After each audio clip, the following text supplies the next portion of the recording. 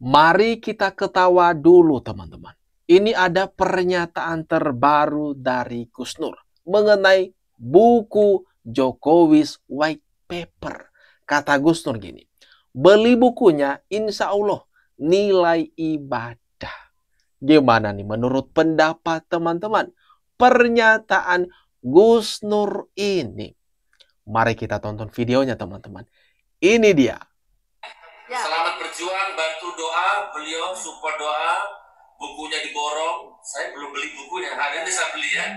Beli bukunya, karena insya Allah itu akan jadi nilai ibadah. Bantu doa, mudah-mudahan kezaliman ini akan segera dihancurkan sama Allah ya.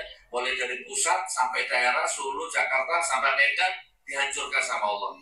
Insya Allah, kalau kepalanya mati, ternak-ternaknya mati semua nanti, insya Allah. Assalamualaikum warahmatullahi wabarakatuh. Ini gimana menurut pendapat pribadimu, teman-teman? Pernyataan daripada Gus Nur ini untuk mempromosikan buku Jokowi's White Paper, hasil karya ilmiah yang diklaim oleh teroris Tiva, Roy Suryo, dan Rismond. Dari pernyataan Gus Nur mengajak untuk membeli karena ada nilai ibadah di dalamnya. Hah? Aduh, ini lawakan macam apa lagi nih, teman-teman? Katakan itu kan halusinasi yang digunakan oleh pasukan teroris ini untuk membuat narasi-narasi yang katakan narasi-narasi yang sampah.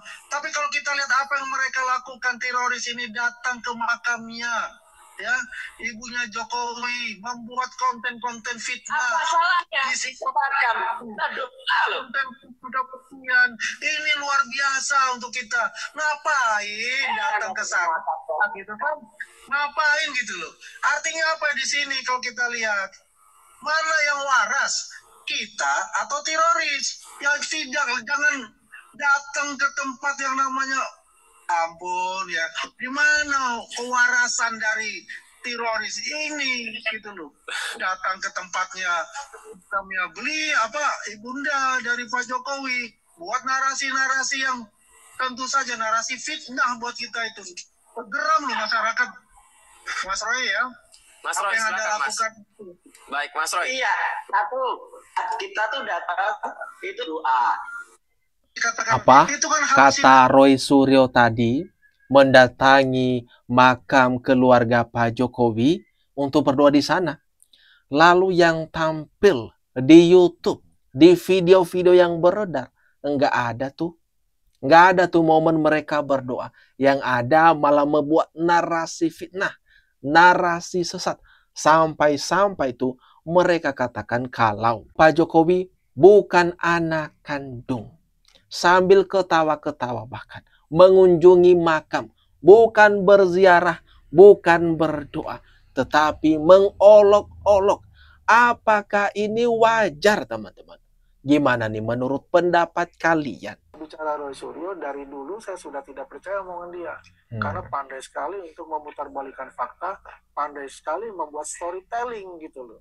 Nanti setelah kalau storytellingnya itu diketahui bodoh, dia akan membuat alibi-alibi baru. Contoh, teman-teman pasti ingat lah. Coba bisa dicari di YouTube atau ditampilkan nanti.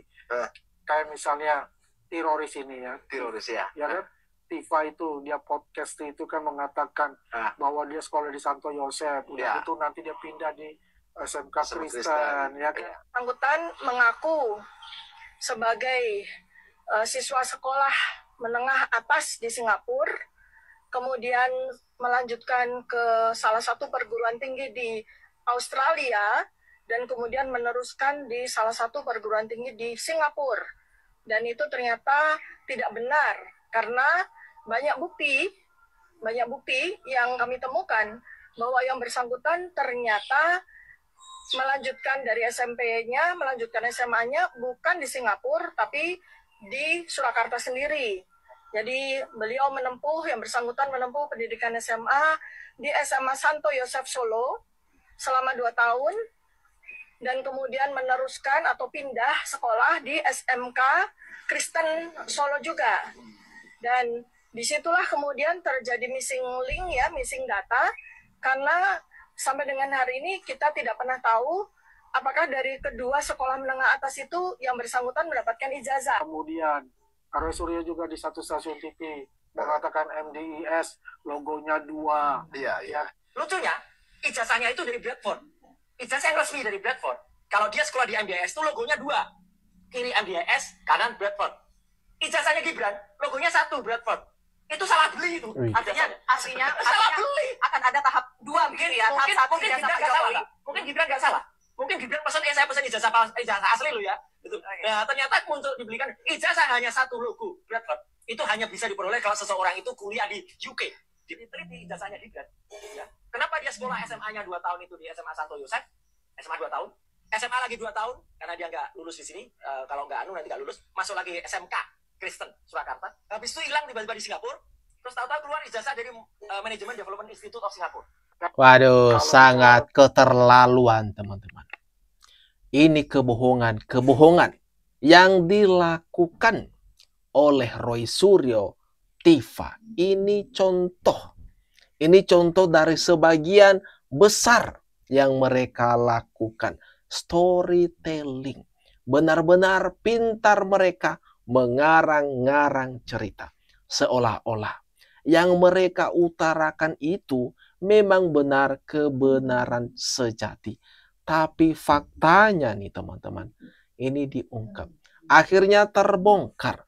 Apa yang mereka bicarakan, mereka narasikan, itu semua bohong. Benar-benar bohong teman-teman. Jangan sekali-sekali percaya dengan geng teroris ini. Karena cerdiknya, liciknya, seolah-olah ini bungkusannya, rangkaian kata-katanya begitu meyakinkan.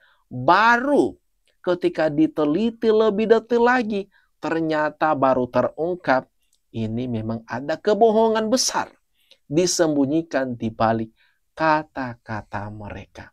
Ini gimana nih teman-teman? Kalau menurut pendapat kalian? Jokowi ini udah sempoyongan, ibarat kata pertandingan tinju.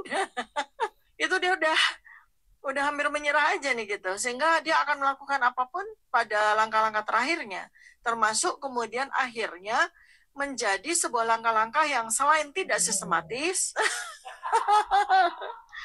tidak efektif, ya, kemudian bisa menghasilkan bumerang bagi dirinya.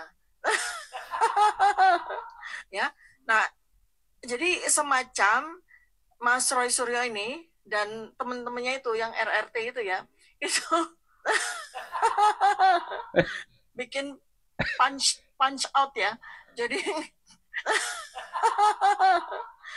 apa namanya, kita serbu gitu kan, dengan apa ya, dengan jab terus ya, jab terus dan uppercut terus kan, apa itu